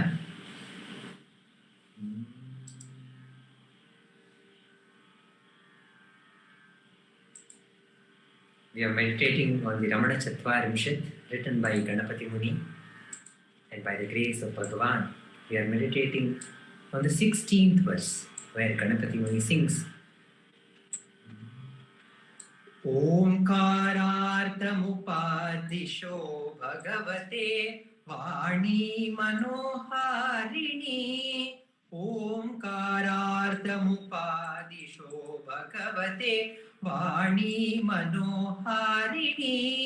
Tatayapyupadeshtu madhyatamabhut kinchitvadiyam mukam jeshtasyadya sahodarasya gurutam praptosidi gauravat subramanya kanishtitam apigata sarvadikatvam gunai. Ramanaya Loka Gurave Namaha. Ramanaya Loka Gurave Namaha. Omkara Dattava Upadeshi Devani Manoharanige Tande Guyeno Upadeshi Salubhayaside Ninna Suvadanade Agrajanigu Guruvaguva ಗೌರವ ನೀ ಪಡೆದಿಹೇ. ಸುಬ್ರಹ್ಮಣ್ಯನೆ ಕಿರಿಯನಾದರೂ ಗುಣಗಳಿಂದ ಎಲ್ಲರಿಗೂ ಹಿರಿಯನೇ. ರಮಣನಿಗೆ ಲೋಕ ಗುರುವಿಗೆ ನಮನ. ರಮಣನಿಗೆ ಲೋಕ ಗುರುವಿಗೆ ನಮನ. Ganapati Muni in this verse says, in the last verse, he told, "Oh Ramana, different people seek your lotus feet. Some think you are a great yogi and they approach you. Some think you are a great jnani and they approach you. Some think of you as the compassionate one, as the sadhu, and they approach you. and few others approach you as Guru, and they all worship your lotus feet, but very few, only 2 or 3 know your glory. Know your glory that you have come for the good of the whole mankind, and you are the one who are ever abiding on the Pita Sthita, who is sitting on the Pita of the Mother Uma. And that Mother Uma is the very self, Chinmayi.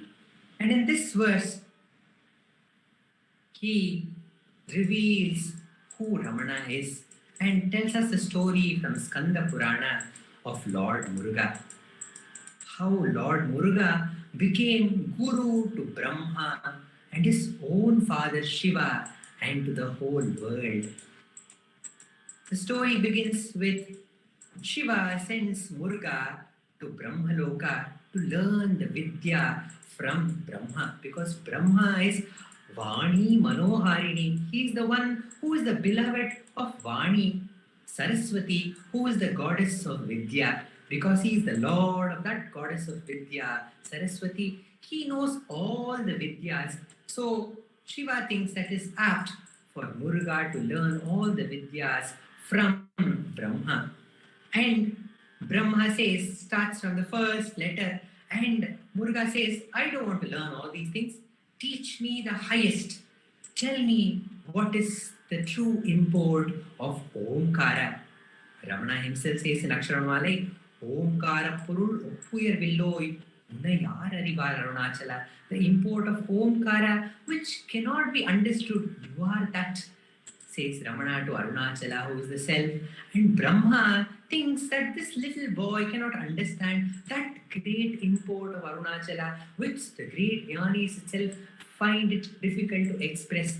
So he does not tell the meaning of the Omkara. So Skanda, getting angry, he realizes that this Brahma is not fit for creation. So he arrests him and puts him in the prison. And he starts his creation, in which he creates Jnanis. Only Jnanis are born. The Jnanis who are fully aware, who are immortal, are born. And the earth becomes very, very heavy. And Mother Earth with all the Devatas approach Shiva for protection. And Shiva calls Muruga and says, Oh Muruga, why have you done this? And Muruga explains what had happened. And Shiva, surprised, asks, how can you do this to one who is elder to you? Do you know the meaning of Omkara? And Muruga confidently says, yes, I know. And Shiva says, will you tell me what is the meaning of Omkara? And Muruga replies, the meaning of Omkara can be told. The true import of the self can be revealed only by a guru to a shishya.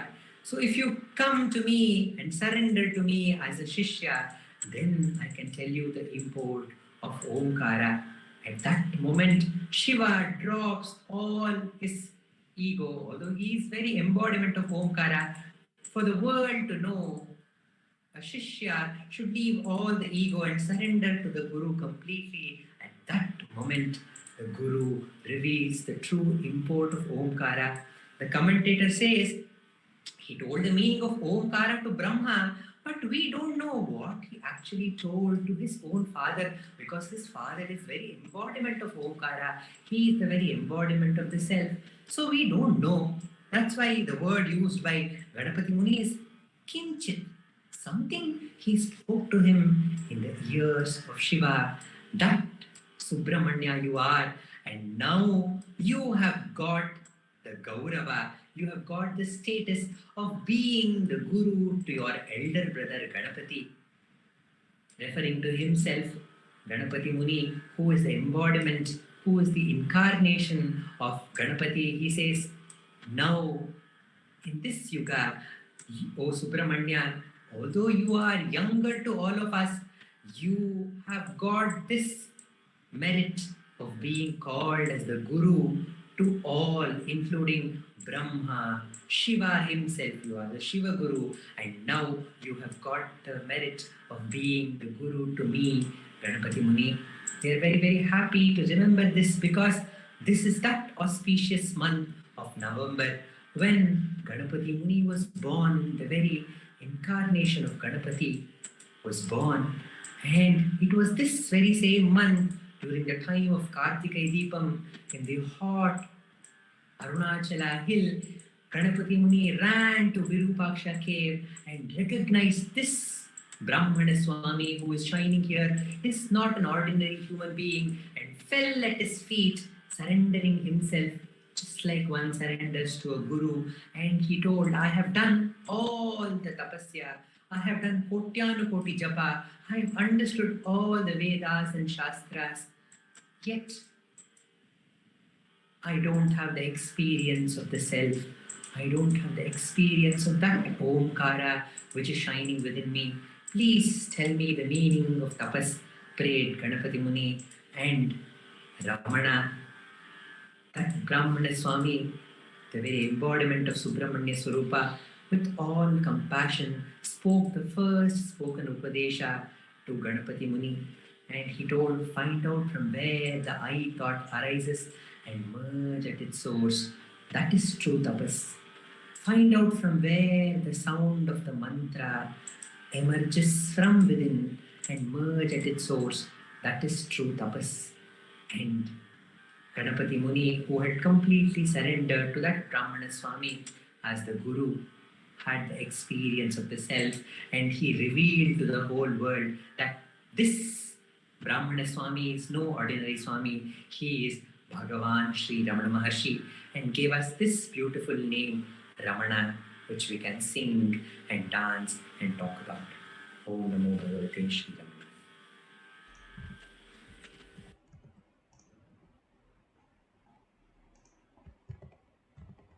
Namo Ramana. To this Ramana, to whom Ganapati Muni gave the name Bhagavan Sri Ramana Maharshi, Vishwanatha Swami has written 108 names which will be shared by Dr. Sharada, Ramana Ashtottaram.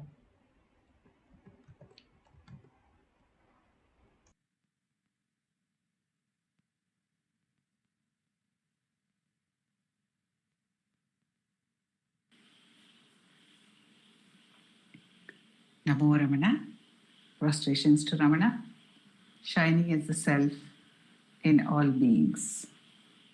By the immense grace of the self manifest as Ramana, we are meditating on the wonder of that manifestation.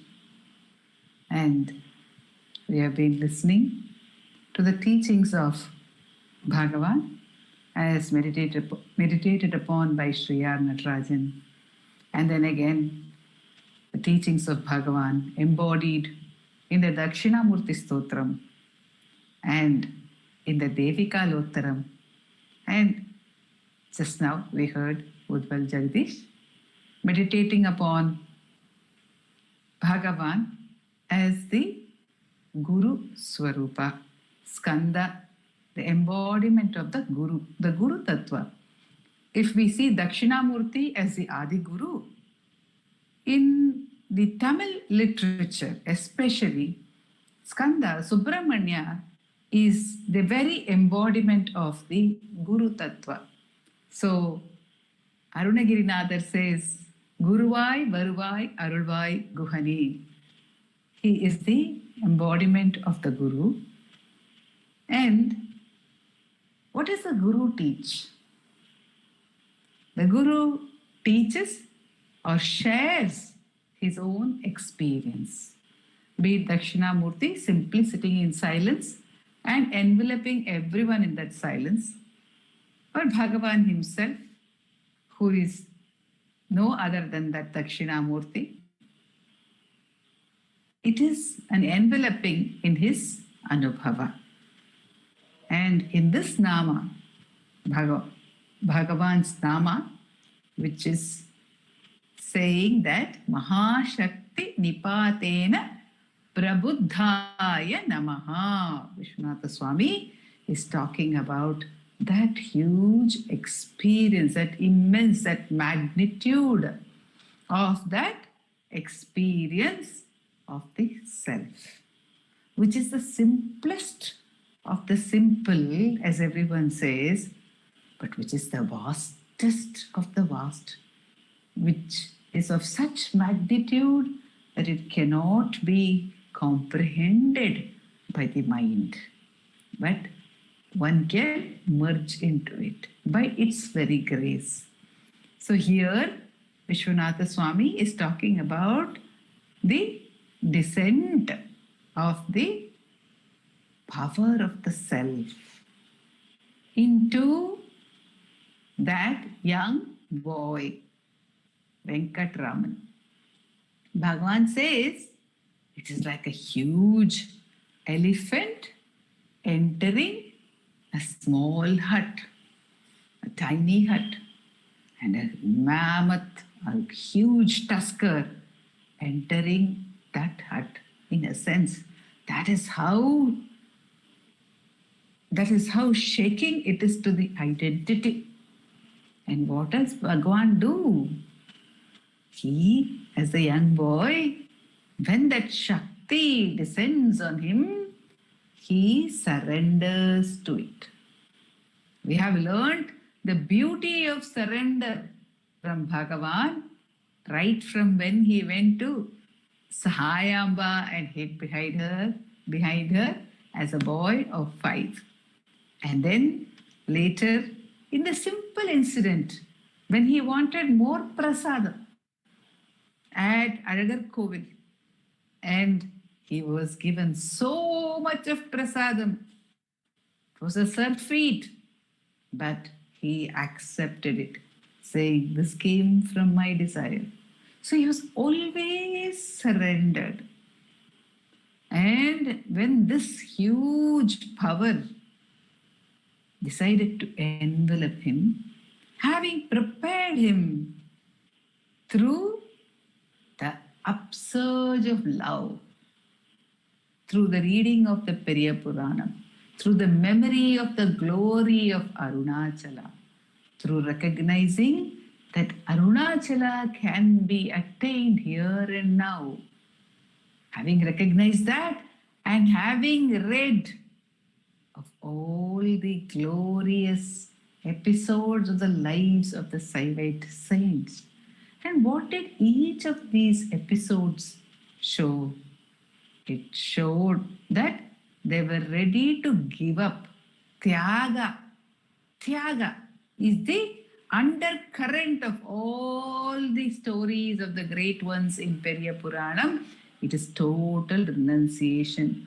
They are ready to give up their eyes, they are ready to give up their dear ones, they are ready to give up their very life.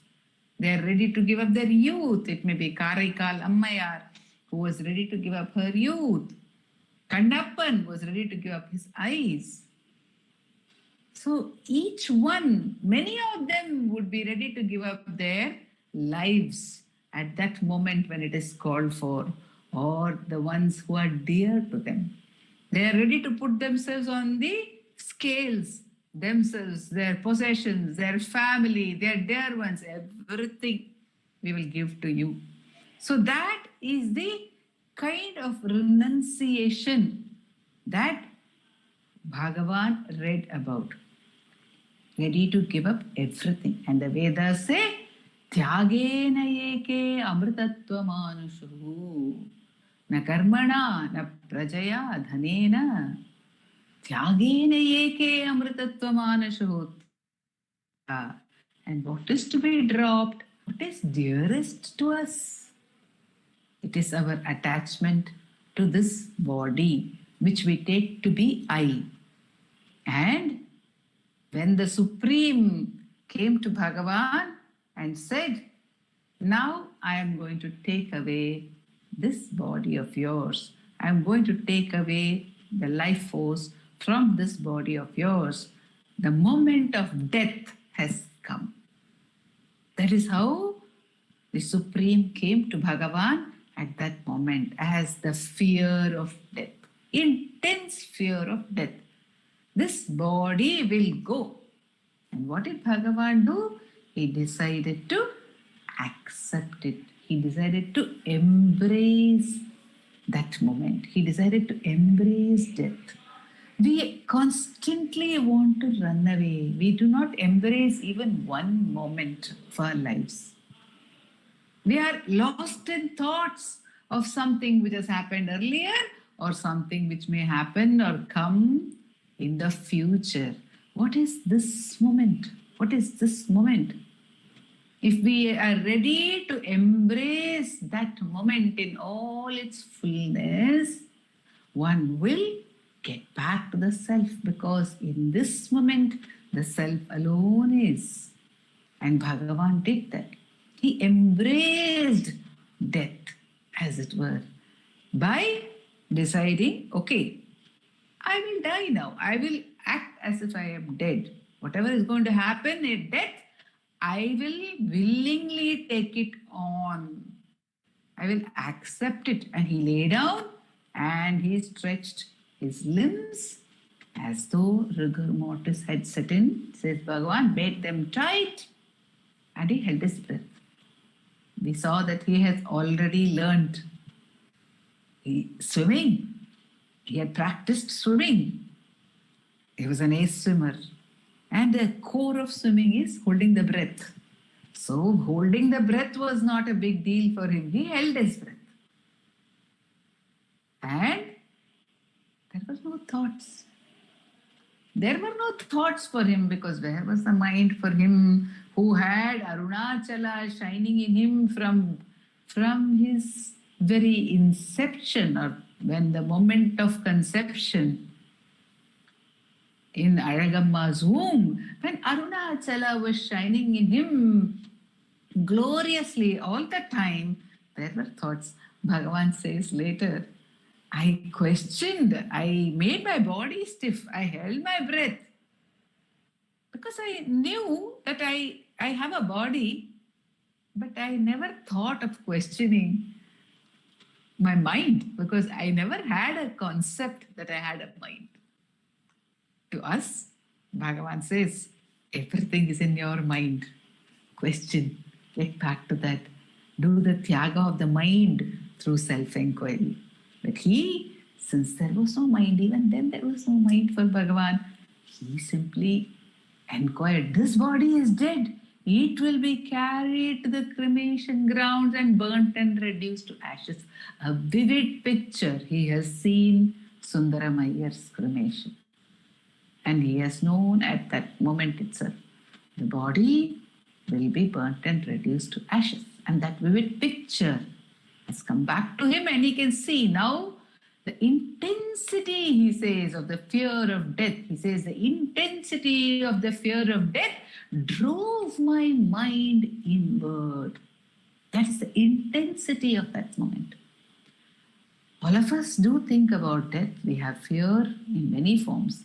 And every form of fear is, in a way, fear of death only. Fear itself is death. Death is fear. They are not two things apart. But what happens? The fear is not intense. And we always seek to escape it in some way or the other. But Bhagavan felt he could not escape it. So he accepted it and he faced it and he said, yes, the body is dead. And in that intense moment when the body is dead, he could feel the full current, the full force of the I, says Bhagavan. That Mahashakti, that he calls it, that huge current in which everything is included. The body is also included. It includes and transcends the body. And he was aware in a flash that that Mahashakti is the I. It is he. It is not something outside. It is not something inside. There is no division. That alone is, but in some mysterious way, everything exists in that, as that, but in that, can be experienced in that.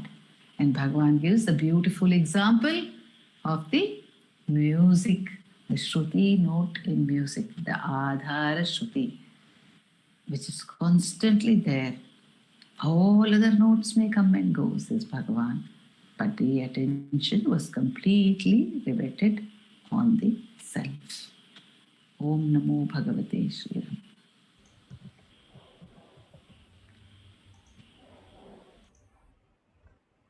நமோ ரமணா. அருணாச்சலமென அகமே நினைப்பவர் அகத்தை வேறறுப்பாய் Arunachal. Bhagavan's heart had the spurana of Arunachala. Now we present that Arunachala Aksharamanamale by Srimati V. Radha and Vallabh.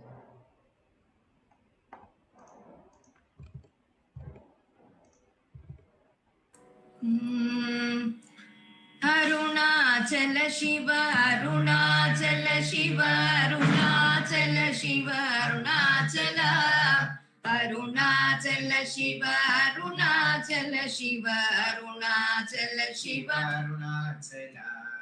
Arunachalamena ahame நினைப்பவர் அகத்தை வேறறுப்பாய் அருணாச்சலா. அழகு சுந்தரம் போலகமும் நெய்யுமுற்று அபிநமாயிருப்போம் அருணாச்சலா. அகம்பூகும் தீர்க்கும் அககுகை சீரையான் அமர்வித்ததின் கொல் அருணாச்சலா. ஆரெக்காவென்னை ஆண்டனை அகற்றிடில் அகிலம் பழித்திடும் அருணாச்சலா. இப்பழி தப்புனையே நினைப்பித்தாயினியார் விடுவார் அருணாச்சலா. ஈன்றிடும் மன்னையிற் பெரிதருள் புரிவோய் இதுவோ உனதருள் அருணாச்சலா. உனையே மாற்றி ஓடாதுள்ளத்தின் மேல் உறுதியாயிருப்பாய் அருணாச்சலா. ஊர் சுற்றுடம்பிடாதுன்னை கண்டடங்கிட உன்னழகை காட்டருணாச்சலா. என்னை அழித்திப்போதென்னை கலவாவிடில் இதுவோ ஆண்மை அருணாச்சலா. ஏன் இந்த உறக்கம் என்னை பிறரிழுக்க இது உனக்கழகோ அருணாச்சலா. ஐம்புல கள்வர் அகத்தினில் புகும்போது அகத்தில் நீ இல்லையோ அருணாச்சலா. ஒருவனாம் உன்னை ஒழித்தவர் வருவார் உன் சூதே இது அருணாச்சலா. அருணாச்சல சிவ, அருணாச்சல சிவ, அருணாச்சல சிவ, அருணாச்சலா. அருணாச்சல சிவ, அருணாச்சல சிவ, அருணாச்சல சிவ, அருணாச்சலா. அருணாச்சல சிவ, அருணாச்சல சிவ, அருணாச்சல சிவ, அருணாச்சலா. அருணாச்சல சிவ, அருணாச்சல சிவ, அருணாச்சல சிவ, அருணாச்சலா. அருணாச்சல சிவ, அருணாச்சல சிவ, அருணாச்சல சிவ, அருணாச்சலா. அருணாச்சல சிவ, அருணாச்சலா. அருணாச்சல சிவ, அருணாச்சலா. அருணாச்சலம் வாழி அன்பர்களும் வாழி. அக்ஷரமண மாலை வாழி. நமோ Ramana. Namo Ramana. We will conclude today's satsang with the Ashtottara Puja. The puja being held at Dilip Simha's altar. Puja is performed by Sri Dilip Simha. The Ashtottara Puja will be chanted. Ashtottara will be chanted by Vaibhav Ji and Prarthana and Uma and Ashwini.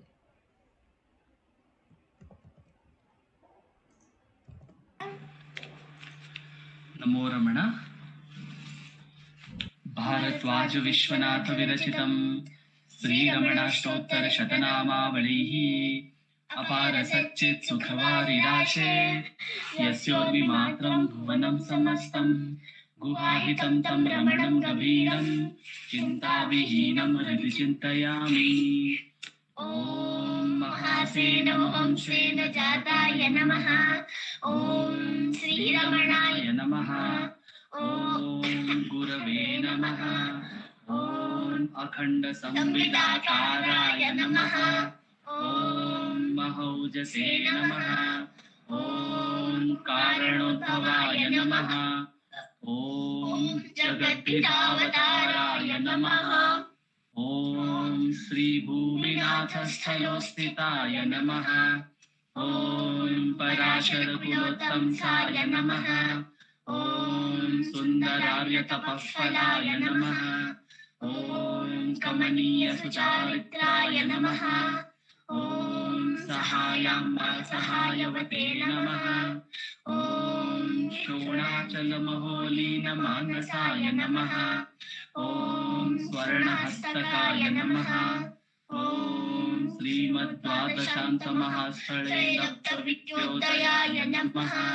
ॐ महाशक्तिनिपातेन प्रबुद्धाय नमः। ॐ परमार्थविदे नमः। ॐ तीव्राय नमः। ॐ पितृपदान्वेषिणे नमः। ॐ इन्दुमौलिना पितृमते नमः। ॐ पितुरादेशतः शोणशैलं प्राप्ताय नमः। ॐ तपोमयाय नमः। ॐ उदासीनाय नमः। ॐ महायोगिने नमः। ॐ महोत्साहाय नमः। ॐ कुशाग्रधिये नमः। ॐ शान्तसङ्कल्पसम्ब्रह्माय नमः। ॐ सुचन्द्रशे नमः। ॐ सवित्रे नमः। ॐ स्थिराय नमः। ॐ तपक्षपितसर्वाङ्गाय नमः। ॐ फुल्लाम्बुजविलोचनाय नमः। ॐ चन्द्रिकासितहासश्रीमण्डिताननमण्डलाय नमः। ॐ चूतवाट्यां समासीनाय नमः। ॐ चूडिताखिलविभ्रमाय नमः। ॐ वेदवेदान्ततत्त्वज्ञाय नमः। ॐ चिन्मुद्रिणे नमः। ॐ त्रिगुणात्मिकाय नमः। ॐ विरूपाक्षगुहावासाय नमः। ॐ विराजतचलाकृतये नमः। ॐ उद्दीप्तनयनाय नमः। ॐ पूर्णाय नमः। ॐ रचिताचलताण्डवाय नमः। ॐ गम्भीराय नमः। ॐ परमाचार्याय नमः। ॐ सुप्रसन्नाय नमः। ॐ अभयप्रदाय नमः। ॐ दक्षिणास्यनिभाय नमः। ॐ धीराय नमः। ॐ दक्षिणाभिमुखाय नमः। ॐ स्वराजे नमः। ॐ महर्षये नमः। ॐ भगवते नमः। ॐ ईड्याय नमः। ॐ भूमविद्याविशारदाय नमः। ॐ विमलाय नमः। ॐ दीर्घदर्शिने नमः। ॐ आप्ताय नमः। ॐ ऋजुमार्गप्रदर्शकाय नमः। ॐ समदृशे नमः। ॐ सत्यदृशे नमः। ॐ सत्याय नमः। ॐ प्रशान्ताय नमः। ॐ अमितविक्रमाय नमः। ॐ सुकुमाराय नमः। ॐ सदानन्दाय नमः। ॐ मृदुभाषिणे नमः। ॐ दयार्णवाय नमः। ॐ श्री शोणाचलरुद्बोधस्कन्दाश्रमनिकेतनाय नमः। ॐ सद्दर्शनोपदेष्ट्रे नमः। ॐ सद्भक्तवृन्दपरिवृताय नमः। ॐ गणेशमुनिभृङ्गेन सेविताङ्घ्रिसरोरुहाय नमः। ॐ गीतोपदेशसारादिग्रन्थसञ्चिन्नसंशयाय नमः। ॐ वर्णाश्रममतातीताय नमः। ॐ रसज्ञाय नमः। ॐ सौम्याय नमः। ॐ आत्मवते नमः। ॐ सर्वावनिमतस्थानाम् आराध्याय नमः। ॐ सर्वसद्गुणिने नमः। ॐ आत्मारामाय नमः ॐ महाभागाय नमः ॐ मातृमुक्तिविधायकाय नमः ॐ विनताय नमः ॐ विनुताय नमः ॐ विप्राय नमः ॐ मुनीन्द्राय नमः ॐ पावकोज्ज्वलाय नमः ॐ दर्शनादकसंहारिणे नमः ॐ मौनेन स्वात्मबोधकाय नमः ॐ हृच्छान्तिकरसान्निध्याय नमः ॐ स्मरणाद्बन्धमोचकाय नमः ॐ अन्तस्तिमिरचण्डांशवे नमः ॐ संसारार्णवतारकाय नमः ॐ शोणाद्रीशस्तुतिद्रष्टे नमः ॐ हार्दविद्याप्रकाशकाय नमः ॐ अभिच्युतनिजप्रज्ञाय नमः ॐ नैसर्गिकमहातपसे नमः ॐ कमण्डलुधराय नमः ॐ शुभ्रकौपीनवसनाय नमः ॐ गुहाय नमः ॐ दण्डपाणये नमः ॐ कृपापूर्णाय नमः ॐ भवरोगविषग्वराय नमः ॐ स्कन्दाय नमः ॐ देवतमाय नमः ॐ अमर्त्याय नमः ॐ सेनान्ये नमः ॐ पुरुषोत्तमाय नमः। ॐ श्रीरमण भगवते नमः। श्रीरमणाष्टोत्तरशतनामपूजां समर्पयामि। यस्थाणोररुणाचलस्य पदयोः स्मृत्या जनिं प्राप्यत दिव्यानुग्रहसुप्रवाहविवशस्तादात्म्यभावं गतः हृन्निष्ठस्वगभीरनित्यतपसा लोकान् पुनास्येकराट् तस्मै श्रीरमणाय ते नम इदं लोकोत्तरज्योतिषे।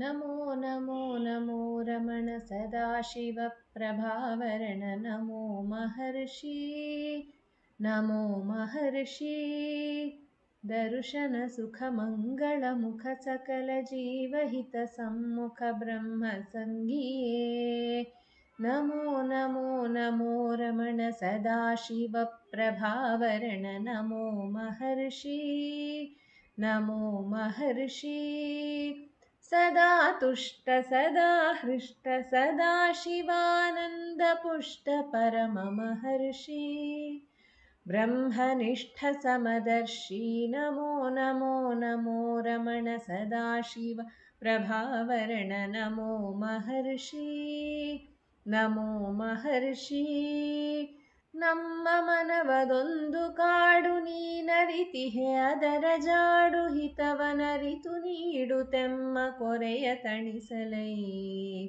ಬೇಡಲೆಂದು ಬಂದ ನಾವು ನೋಡಿಯೇ ತಣಿವೆವಯ್ಯ ಮೋಡಿಗಾರನೇ ಹಿತವನುಡಿದು ಪೊರೆ ನಮ್ಮನು ಬ್ರಹ್ಮ ಸಂಗಿಯೇ ನಮೋ ನಮೋ ನಮೋ ರಮಣ ಸದಾಶಿವ प्रभावर्ण नमो महर्षि नमो महर्षि नमो नमो नमो रमण सदाशिव प्रभावर्ण नमो महर्षि नमो महर्षि।